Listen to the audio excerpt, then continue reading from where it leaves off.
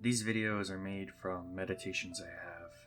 Typically, there's an event or a thought that triggers a stream of thoughts, and those thoughts become the catalyst of new videos. Let's talk about the highs of love and self-accountability. And remember that we are in this journey together. I am chasing the highs of love. It is not that girls and companionship is the only thing I care about. It's actually that my mind has seen that as the greatest high I've ever felt. It wants to feel that again. My mind, my body, the comfort, all of it. I'd even be able to trick myself that any burden that may come with it is well worth the cost. I even trick myself that this is more important than myself. That my journey in this world, the things I want to accomplish for myself, my family, or for the world. What am I really doing these things for? I'm doing it for her. For the her who left me behind. So she can see how great I am now, what she's missing. I'm doing it for the people I've yet to meet, so they can see me as important and great, so I can be accepted and loved without effort. For the friends I have now to seek ultimate admiration from others. And also, for the new her, the one who can never live up to my expectations I create of her in my mind. To the her who is greater than the previous, somehow the fixer of all my problems and the ultimate glue between myself and happiness. And then there's me, that small but growing part. A small percentage of this is for me. Is this because of my self-love, self-esteem? Or is it that I'm so misguided in my priorities that I think of her as more important than myself? I would love someone so much that it is of an absolute sacrifice of myself. But this is selfish, actually. To love someone at the expense of yourself is selfish. Because I'm expecting the same from them. Because I'm believing that that's a healthy and right way to be. But would I actually want her to treat me that way? A person of no agency? Who is reliant on me? I don't want that. I repulse myself. I would do so much for someone else and not do the same for myself. Why? This must be fixed. I just do these things in life for me. The definition of selfishness is twisted on its axis in love. To be secure and whole in yourself is the greatest gift of selflessness you could ever give to them. And I really think myself is so important that others should outrightly respect me. It's time to be honest with ourselves. We've come this far already, let's go deeper. I want to be admired and respected for the things I've done and am doing.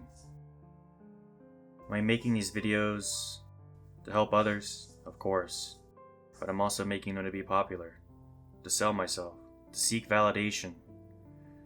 I work hard on them, I work hard on myself, so I can be seen. To be wanted by women, I am not focused on myself. There's been growth and evolution, and acknowledging that is important.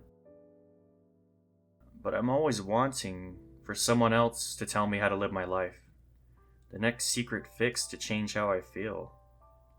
It's not that learning and research isn't important, but I'm seeking validation from these role models and people who teach me things. Well, that's enough beating ourselves up. Let's turn this into something actionable. What can we do about this? We can continue to learn. Knowledge is the natural deterrent of learning. I don't know everything about anything. I must keep an open mind. I need to speak to the accountability mirror.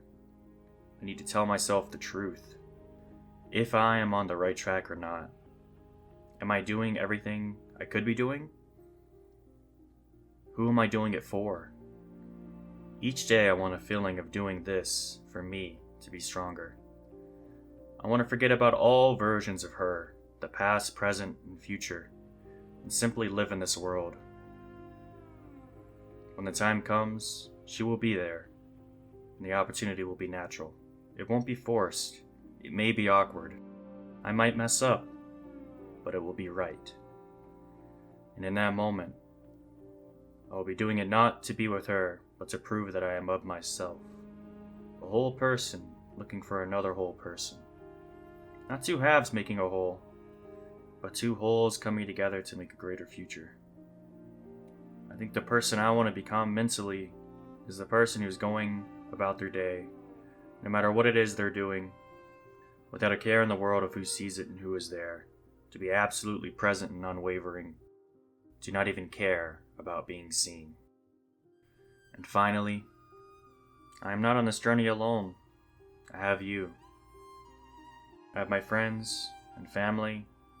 We often think we are alone in these endeavors, that I have to carry all this weight on my own, the heavy burden of becoming one's true self and wanting to help the world. Well, if you're here, if you're listening now with me, then you are also this person, and neither of us are alone. If we look deep and we think about it, we have people in our lives who'd be there for us too. In our darkest times which we face within ourselves, someone will be there to pull us out and tell us everything will be okay. It seems so simple, and I think that's the point. It is simple. Don't think yourself so far removed from saving, because you're here with me, and we can save each other. Remember that no one can ever be there for you better than you can be there for yourself. Ultimately, this is my journey as it is yours.